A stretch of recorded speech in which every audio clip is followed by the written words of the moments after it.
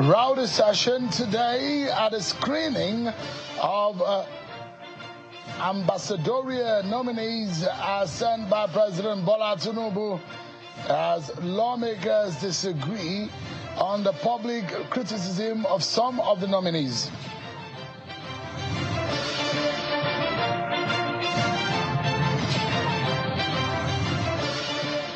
And the lawmakers in Rivers State are replying.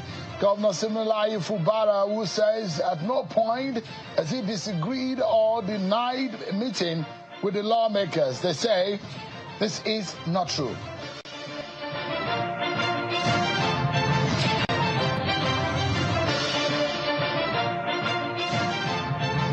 Hello everyone, welcome to the program.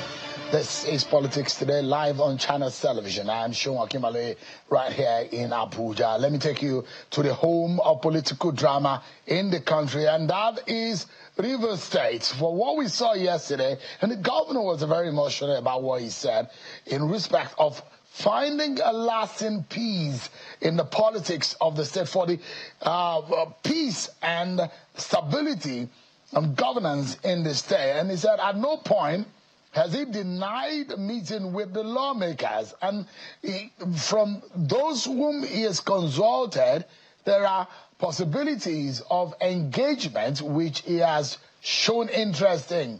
But today, the federal lawmakers, the state lawmakers rather, led by the Speaker of the Rivers State House of Assembly, Honorable Martin Amahule, has accused Governor Siminalayi Fubara of telling lies and fanning the flames of another political crisis in the state. They were in a press conference today at the residence of the Speaker in Port Harcourt, and they are responding to the governor's comment, wherein he says that he was waiting for the FCT minister and the chairman of the Elders Council, Anna Brabra, to convene a meeting with the lawmakers. The Speaker refuted the claim while clarifying that they had met multiple times. He further accused the governor of insincerity and poor leadership. Let's take a listen to Honorable Amawule.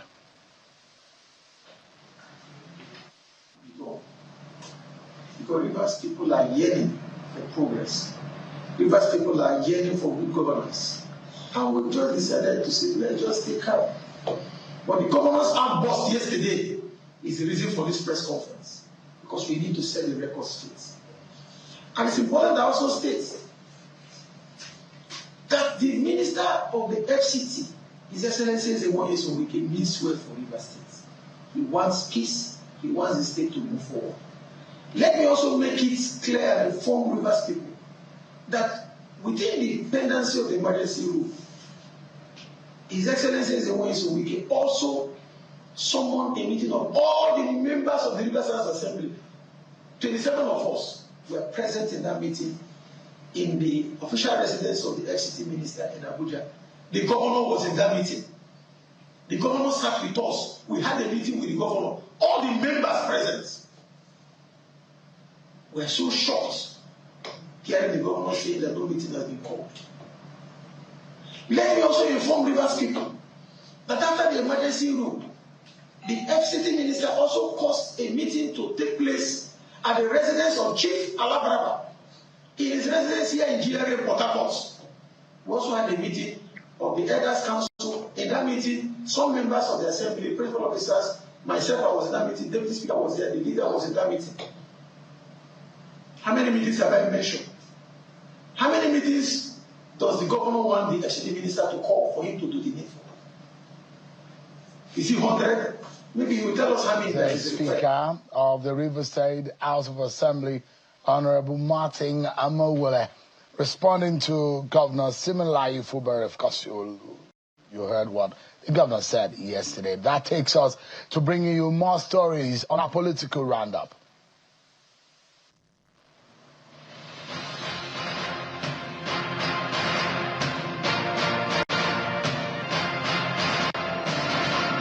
President Bola Tinubu has transmitted the 2026 to 2028 medium-term expenditure framework and fiscal strategy paper (MTEF FSP) to the Senate for consideration and approval. In a correspondence submitted to the upper chamber, the Deputy Senate President noted that the fiscal framework law was approved by the Federal Executive Council on December 3, 2025. The federal government urged the National Assembly to fast-track deliberations 2025. The federal government urged the National Assembly to fast-track deliberations of the document, underscoring the need for timely legislative action to ensure smooth commencement of the 2026 budget process.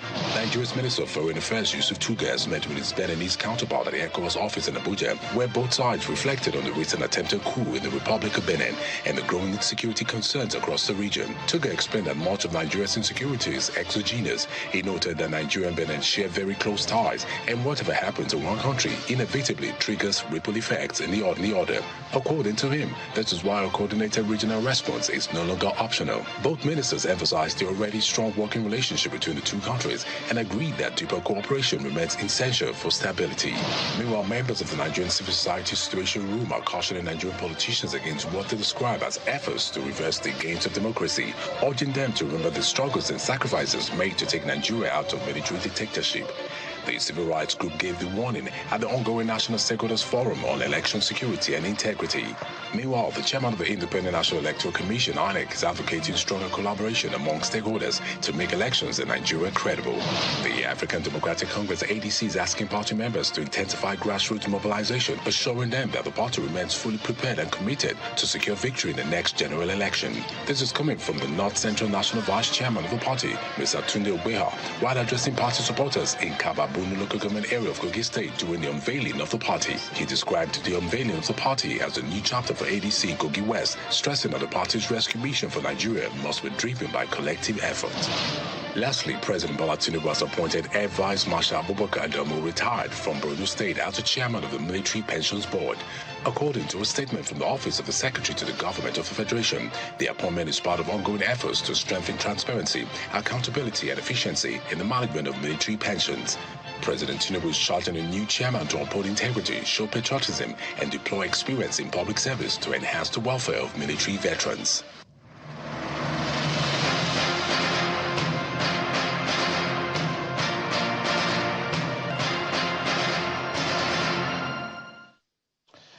It was an interesting day in the red chambers, and things got heated up when lawmakers went face-to-face and head-to-head also in what has become a major drama in the screening of the nominees, ambassadorial nominees, as pushed forward by President Bola Tinubu. Some interesting names that have come up on that list that have got a lot of Nigerians talking, and that drama and the debates didn't elude the Alo Chamber when some of the nominees, including former ministers, former governors, and a very interesting personality in Mr. Reno Amakri, appeared today before the lawmakers. The drama is best represented in video when you yourself are able to see it, and I'll allow you to see how it all played out.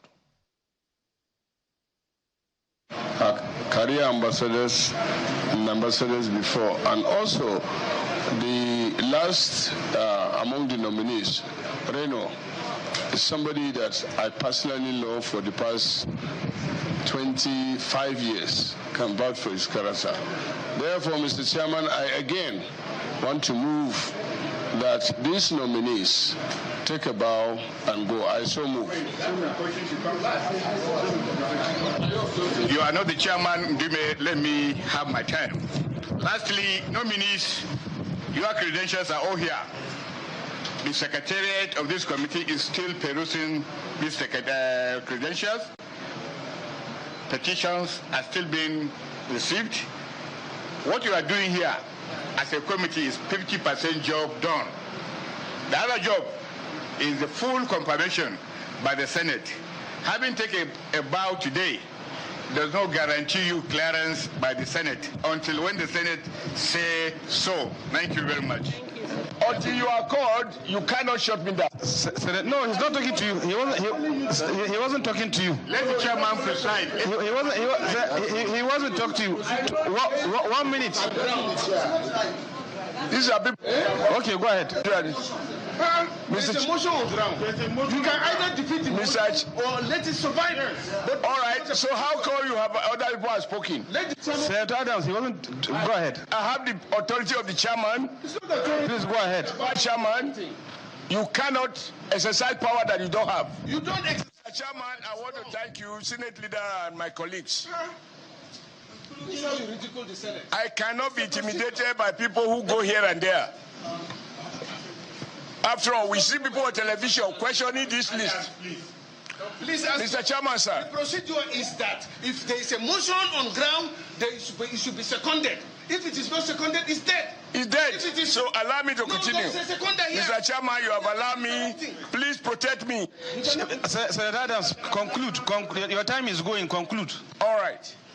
Mr. Chairman, I think I needed to speak on this in the public interest. With particular reference to the nominee, Reno. Because we cannot pretend we have not heard stories. We can't work on stories. For me. There is no petition before the for me. Look, this is for me. You should not return the Senate. Don't Allah calculate the Senate. Senate is not a job. The power of example that he is a pragmatist. He is not detained by old feelings. You may have doubt, suspicion about anyone until you have the opportunity to so perform. Indeed, you don't know anyone until you give him the driver's, you hand over to him the steering of a vehicle.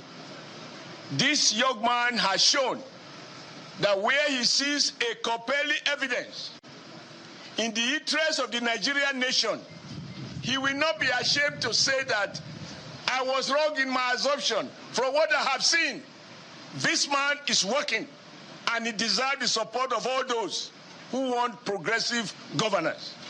The second side of the argument is that we have a president.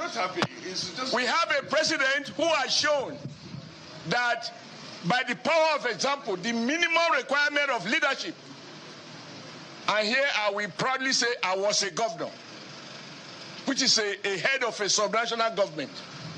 And so when I talk, those who are not be governors should listen. Governors come to Senate. You have to have governors. You struggle to. Your Excellency, you have to have that large heart. Become a senator. You have to have, for me, President Bola Ahmed Tinubu has shown a real quality that the fact that you criticize me during the election, the fact that you abused me at what time was Senator Adams, you made your point very clear. There is a motion. Please, Senator Adams, you made your point clear. There is a motion in place. Any seconder? Okay. Come on, let me conclude. The president has showed large heart. And deserves to be commended because he's now a president of all Nigerians. We commend Mr. President. We commend Mr. President. Joel, second. Joel, in favor. Senator Ndebe, are you? Wait. Okay. Senator Ndume, are you opposed to Omekri's nomination? No. Senator Shomon, are you opposed to the nomination? I have seconded it over and over 100%. So you're on the same page? You're on the same page. I say another thing. Put the question. The Secretary colleagues, a motion has been moved and seconded. Those in support say aye. Those against say nay. I wanted you to see for yourself. You might not be privy to be in the room, but you have the right as a Nigerian to be in a driver's seat, at least to listen for yourself. Tune it up, tune it down the way you like in the volume of what you have heard, and take a decision for yourself, especially for that dramatic screening process of Reno Omakri, one of the ambassadorial nominees of President Bola Tinubu. Let me quickly take you to yet another concerning scenario that is playing out. Since President Bola Tinubu got into office, he may have ran about 3 budgets, 2 major cycles, half. The one in 2023, where he met halfway, the 2024 budget, and 2025. Well, it does look like concerns are dipping over the economic direction of the country. Fresh scrutiny is falling on the federal government's budget performance and the sluggish pace of capital releases. Agitations, protests, even lawmakers are having a quiet, you may not hear them, but the feelers that we are getting is that some of them are already threatening that the president should not bring the budget because he has failed to perform and release funds for what they are used to. Yeah, that is what we are hearing. Despite higher revenue inflows that we hear under the Tinubu administration, implementations remain uneven. We have residue of 2024. 2025 is still lagging. 2026 budget, as of December up to today, we have not heard or seen anything about the 2026 budget. This will be the first time since the last few years of the past administration that the budget of the previous year, which has now been, the trend is being presented in October preceding the year, will always be presented by the president, but that has not happened. It will be the first in several years. What does this mean? Let me allow quickly the chief economist at SPM Professionals and economist, Dr. Paul Alaje, who is live for us virtually, to give us a sense of what we're experiencing, whether or not we are in an economic danger, in a government that says, yes, we have a lot of revenue, yes, we have a lot of money inflow, contractors are protesting, lawmakers are silently and quietly saying, we cancel all activities regarding some of the lawmaking processes because this government has failed to do the needful.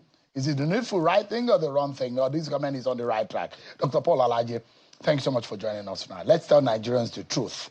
Are we in a problem? If you have a year where 2024 budget, you are still implementing it, 2025 budget is still in the works, 2026 budget in December, no sight of it, nothing about it. What exactly are we facing as a people? Yeah, thank you so very much for having me. And I want to say good evening to you and all the viewers around the world. The number of concerns around 2025 budget, not so long ago, the Honorable Minister mentioned that 80% of 2024 budget, which is the capital component, has been met. The question is, if we are discussing 2024 and 2025, then there are some concerns which has to do with releases. But so that people are properly educated, when you talk about capital expenditure, what are we referring to? We are referring to investments in an economy. Meanwhile, we also have recurrent expenditure, whether we call it recurrent debt service or the recurrent not debt. That is money that is spent mostly on consumption. Now, what builds a nation, the impact, the growth that we are all looking for most of the time, and the target of Mr. President, that this economy will hit $1 trillion economy in the next 5 years, if you like, by 2030, honestly, has to do with our ability to promptly implement this fiscal document, the largest fiscal document we have in Nigeria. So 2024, we've already have the gap and the carryover up to 2025. The most recent release reveals that for 2025, we might have, only 30% is what will be implemented. The instruction to carry forward 70% of the capital project, it's really, really worrisome because if you are doing only 30% of capital expenditure, what it means is that for at least for for federal, we're not talking of state, we're not talking of local government, for national contribution to the development of Nigeria, and in budget implementation, only 30%. I think that is quite small. I think Nigeria, authorities should do everything possible for us not to have a repeat of this in the subsequent year, because what it means is that the excitement we saw when 2025 budget was passed, that certain roads will be constructed, certain roads will be repaired, that certain rails may come to the fore.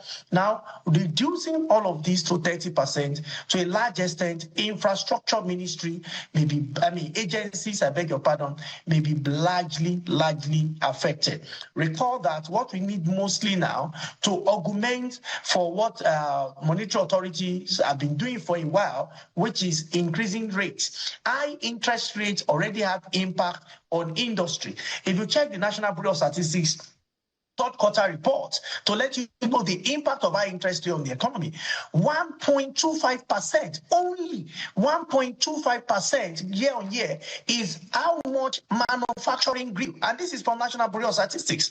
This is the most sensitive, most critical element of our economy. So if we now have what can enhance that, and we are moving it to another year, perhaps for a number of reasons that have been mentioned across pages of medias and releases, which include release of fund, not cash back, and so on and so forth. One may now ask, based on your intro, that we have said we have met revenues targets. But that revenue target, we have to be clear. What are we saying, that we have met revenue target of the entire budget, or are we saying that we have met revenue target of the expected expenditure, or are we saying that we have met a revenue target of oil sector? What exactly are we referring to when we say revenue target? That statement is really not very clear. All right. And not to become political, is important for us to allow perhaps authority to shed light so that we can properly mention what it entails. 68% increase in revenue collection, in taxes and revenue generation. That's largely FRS and customs and a few other agencies. Compared to 2023, that is what is reported of 2024 budget. And that happened in late 2025. For a lot of people to understand, it did not happen within the calendar, the 2024 calendar year.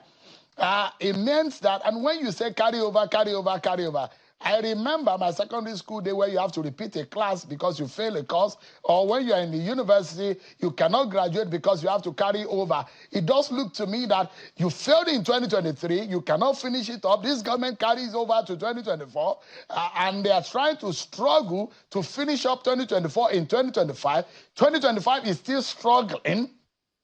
What I cannot understand, Mr. Alaji, and you are the expert here, make us understand. How can you still have residue of a little bit of 2023, of 2024, and 2025 you are still having it? How, make us understand. More money generated, less capital release. He meant one thing: infrastructure problem, governance delay, and poor implementation in the capital execution of the budget. It's as simple as that, isn't it? Exactly, but I will address a number of issues. A number of persons have said, FRS and the chairman of FRS have claimed that they made 60% revenue of 2023 budget, and that if we have that much, Nigeria should have. I said, listen, FRS has done what they said they have done, and it is true. However, 2023, the total budget was between 22 trillion to 24 trillion. But when you go to 2025, that we compare with, you see that 2025 was over 40 trillion. In fact, nearly 50 trillion. And at the end of the year, when you look at order collection, loan collection, and so on and so forth, I'm tempted to say that we may be getting closer to 60 trillion. Or above 50 trillion in 2025 budget. What is that telling us? We are looking at something more than double of 2023 budget. So FRS has done well for having that kind of mileage improvement. But why is this not impacting the economy enough? That's the point. Because what we intend to inject to the economy in 2023 was only 22 to 24 trillion naira. If we talk purely in naira terms, because exchange rate is a major determinant of all of those disparities. But if we talk, you could say that FRS has tried to cover up that gap in exchange rate by getting about 60-something%. But it's not even double. Because the economy, the quality of money in 2023 is different from quality of money in 2025. So when you look at both sides, you see that we need to implement, we should have implemented the budget. And I don't think it's a responsibility of FRS to implement the budget. Their responsibility is to generate money. So the money is there. What is delaying releases? And that is why, for me, I want to come from the perspective of how do we automate release process? This is not the first time we have seen releases causing seizure in activity. Just yesterday or day before yesterday, the president, I read in the papers where the president mentioned that he's setting up a committee to help contractors that were owed billions of naira. And this is the reality. If monies don't go to local contractor, the economy cannot be oiled as we should, especially those that have something to do with infrastructural development. So if money does not come as at 20, because we have to go through procurement process, nothing stops agencies of government to start procurement process from January every year, or do procurement for the previous as soon as budget is presented. Start your procurement process, and when tender process starts, it takes some time for advert and all of those processes to happen. By the time budget is passed, you know exactly how much all of those will be. But if they will run into crisis for running these two side by side, therefore we have to go to Fiscal Responsibility Act. We have to go to the act that tells us by when our budget must have been passed. I am of the opinion that, and it's not just being opinion, what the book says is that by September or latest October, budget must have been presented to the National Assembly. Not MTF report, but budget must have been presented. But if this is not done, we're going to see this gap, and this will, of course, have implication on investment in the economy. It will have implication on infrastructure. It will have implication on employment. The challenge is if you move it to next year, then you might be looking at inflation. I need to close out this conversation now, but before we go, I know it's going to be a tough question for you. And I'm making you the lecturer here now, because in some way you're an academic, you are a PhD holder. So you should be able to rate and judge. You're an economist, and you must be able to tell Nigerians what exactly the situation is. From 2023, 2024, 2025, that's a 2.5 budget cycle that this government has handled. In terms of budget implementation, budget planning, and strategical implementation of budget, is this government a failure, yes or no? Please, I don't like to answer yes or no question. That got me. Okay, all right. Let me make it easier for you. Be a lecturer in this case. 10 being the highest mark, 0 being the lowest. How would you rate this government in terms of? I would say we are around 4 to 5. That's a poor in terms of implementation. The reason is because, let me explain. The reason is because for capital expenditure, the goal of authorities, state and federal, is to implement it 100%. Especially that we had borrowed money against those things. Imagine that we borrow money, we don't now implement, and we have to pay interest on what is not implemented. So it's a cost. The cost of that budget is even beyond how much we think of. So if we have agencies of government that should monitor, especially at the federal, at the state level, that should monitor that the monies are released, and not just releasing the money.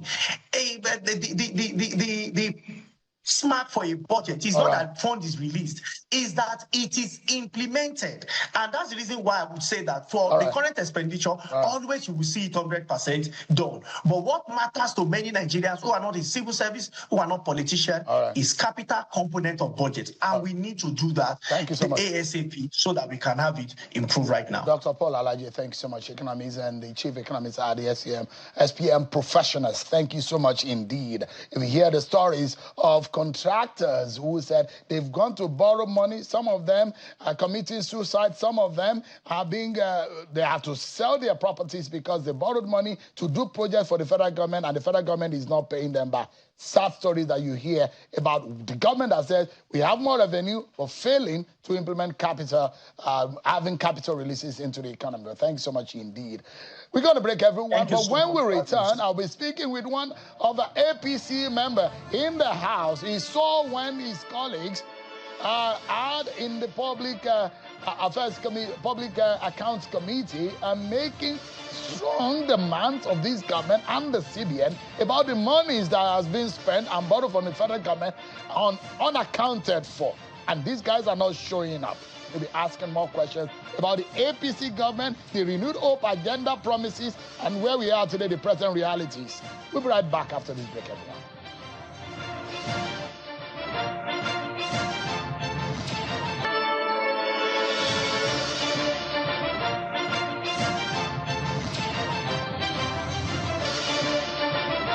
Staying with us on the program. So much to talk about. From the agitation on the floor of the National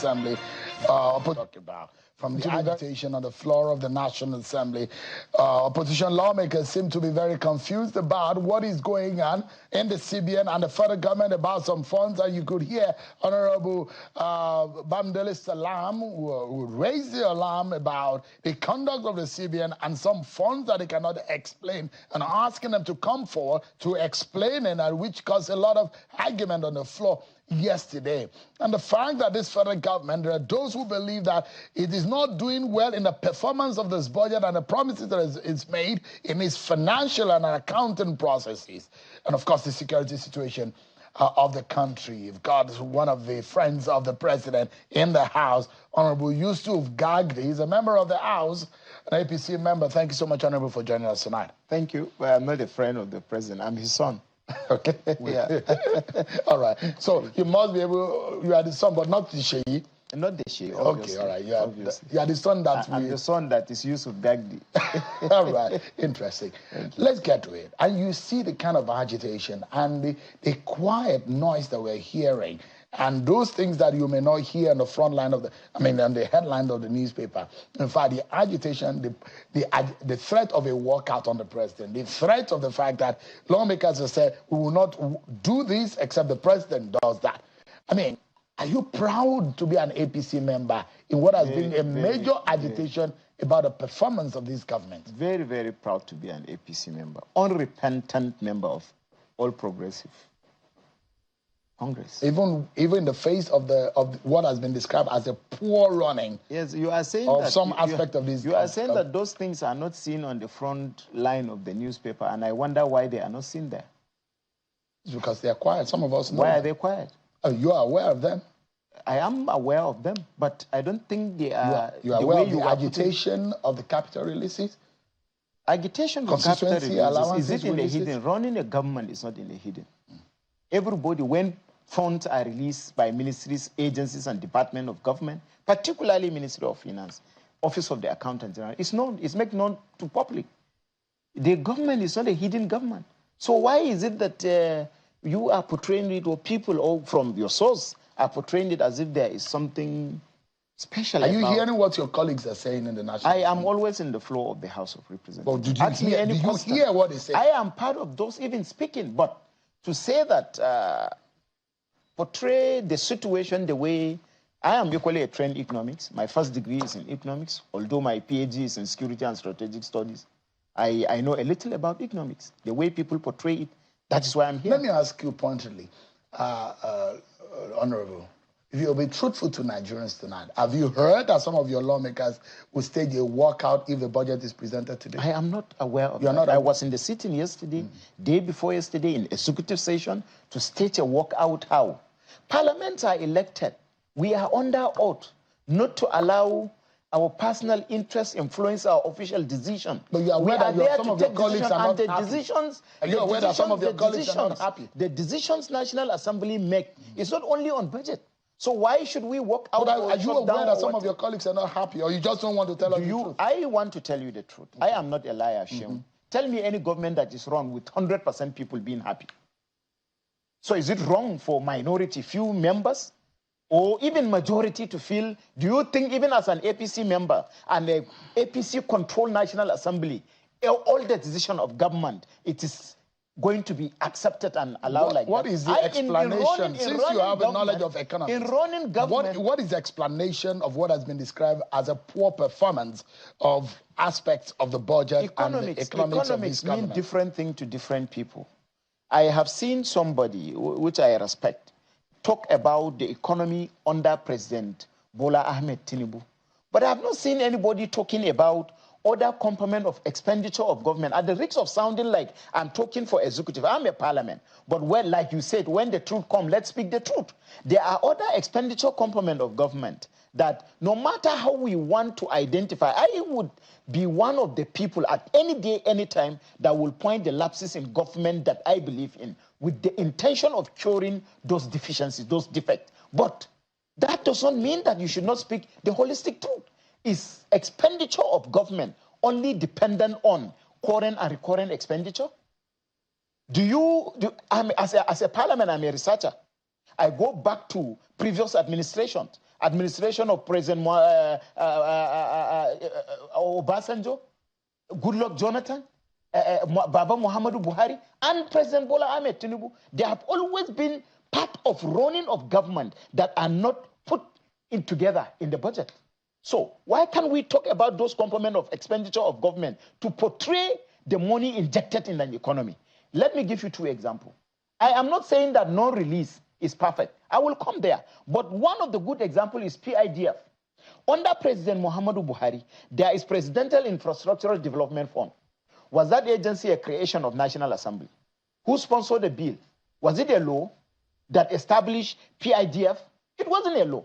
Under President Bola Ahmed Tinubu, you have the Renew Hope Infrastructural Development Fund. It is not equally a creation of law, but a transition from the Presidential Infrastructural Development Fund to Renew Hope Infrastructural Development Fund. Now, what is the difference between that particular Presidential Infrastructural Development Fund and the Renew Hope Infrastructural Development Fund? Those are equally component of government expenditure that is equally injected in the economy. Why? But you see people talking, and when you talk, you tie the government spending into the budget only. Budget, current and recurrent expenditure, as if there is no any other expenditure that government had been undertaken previously and presently. How do you classify to juxtapose the debt servicing, capital expenditures, recurrent expenditure? How then do you classify the budget? But I mean, you are hearing also that there are disbursement of funds to agencies of government indirectly in some unusual manner. Are you not aware of that? It's not to government expenditure. I'm a parliament. Maybe those people that are talking to you, perhaps they don't understand what is going on. I have access to government information, government papers. I ask questions, and they are given to you. And they are given to you. What people think that it is a misplaced expenditure out of the budget is expenditure going on Renew Hope Infrastructural Development Fund. Where was the appropriation document that appropriated for the expenditure of building Lagos-Ibadan Expressway during President Muhammadu Buhari? It was under Presidential Infrastructural Development Fund, PIDF. So, was it budgeted for? No. There are components of government expenditure that expenses can be procured. And when you are talking about injecting money into the economy and you tie yourself within the parameters of capital expenditure, which is money injected into the economy, and recurrent expenditure, which is a money voted into what? Personal consumption. You could not get it until and unless you go out of those 2 parameters. Honorable, let me ask you, in terms of capital releases, and those, I mean, I don't know whether or not you really relate to people. It's poor. Okay. It's poor. So how do you explain that? I will explain that because you see the agitation on the street, people protesting every day. You see it as agitation. You see it as agitation. When people protest, what is it? Who are those people? Contractors. How many are they? The contractors. And who instigates them to protest? Oh, is there an instigation when someone over a year that you have completed a job for a government and the government is not paying you? Not to pay what you have executed. But it's equally wrong for a political opposition to trigger protestation against the government that they have always been non-repentant in showing their hate for the government. I'm not saying it is right for government. I told you capital releases is poor. Why so? Ask the executive. But my understanding is not... I thought you are in the same political party. I thought you understand everything. I thought this government, in your own eyes, you're saying as though this government is perfect in all sense. I do, but you look for a perfect economics to juxtapose the situation today online. Why didn't you explain to Nigerians? That's what? Because it's not your field. Economic is not your field. If I am a parliament and my responsibility is to make laws for peace, order, and good governance, including why I'm tolerating this question is because I have the obligation as a parliament to ask questions, to discharge oversight engagement over government institution where the taxpayers' money is being expanded. Are you aware of the implication of the poor capital releases? I am. And let me explain. Are you able to speak Let to me your, explain to you your why members? I'm defending. Let me explain to you why, to some extent, I'm defending this government, not because of my relationship with Mr. President, being a father and son relationship, not because of my privileges to have access to him, no, but because I know it's a transition government. People, you should try to understand between a government that took over from a different government that ended his tenure. President Muhammadu Buhari has his own principle and philosophy. He has what he wants to achieve for Nigerian people. This government come on May 29, 2023, and equally took over a budget, a government plan that is different from a philosophy of the present government. You should expect these turbulences before stability, whether you like it or not. And I disagree with you and people thinking that government is running 2 or 3 budgets. All right. What is let me give you distill the conversation so that this is not an emotional conversation. Yeah. And the reason why someone might get a bit upset is the implication of some of the agitation you see in the National Assembly. For example, there are some constitutional amendment processes, there are some laws that are supposed to be voted on, which have now been postponed. It's national. Just a moment, sir. Just a moment. Because you are misleading the general public.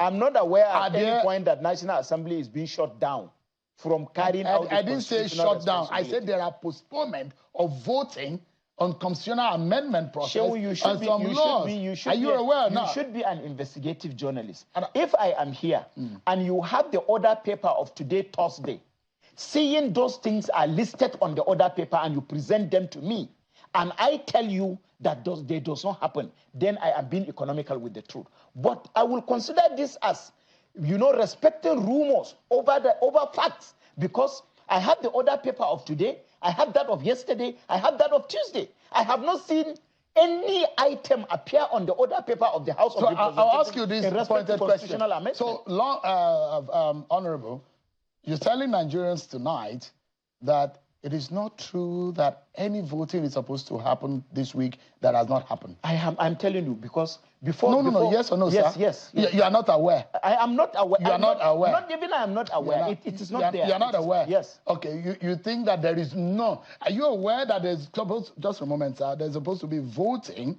that was announced... The postponement was announced last week over the special seat bill. Are you aware? That was supposed to happen this week. I am aware. Listen to me, Sean. So why are you saying as though... Listen to me, Sean. Yeah. Listen, the constitutional amendment is a process. It's a process that have to be satisfied. Even me that I am talking to you here, I have a bill on constitutional amendment regarding to creation of 2 local governments in my federal constituency. And they pass only first reading. They are about to pass the second reading. Then the leadership of the National Assembly felt most of those intention of members to alter the provision of the Constitution of the Federal Republic of Nigeria have not reached second reading to enable it go into voting, and therefore providing time for those members to ensure that their bill has been moved to that level. Honorable, just for a moment, I leave it to your conscience if you are arguing and debating that it's not true. But that's fine. It's your truth. It's your truth, and that's fine. And I'm giving you an example of... They are there, but if you're saying that all of your friends or your colleagues in the House who are angry about one thing or the other, and is affecting law-making process, and you say that you don't think that they are reasonable in their agitation, that's fine. But we need to go on a break, please, sir. Okay. And when we come back, we'll talk more. We'll be right back, everyone.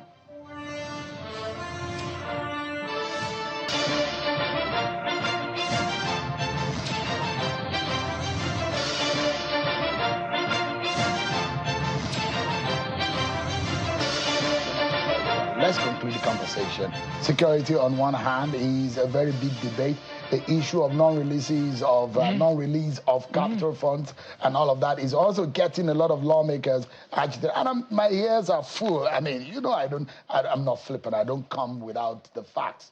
But the fact remains that let's conclude the conversation and see where we'll move from here. All of these misunderstanding, miscommunication, lack of sensitivity to some of these issues is hampering governance in our country. Honorable, yes. Where do we go from here? You see the agitation. We should go. You definitely know that things are tensed. For us to say that there is a threat because of constitutional voting, I know the shifting was to satisfy other bills.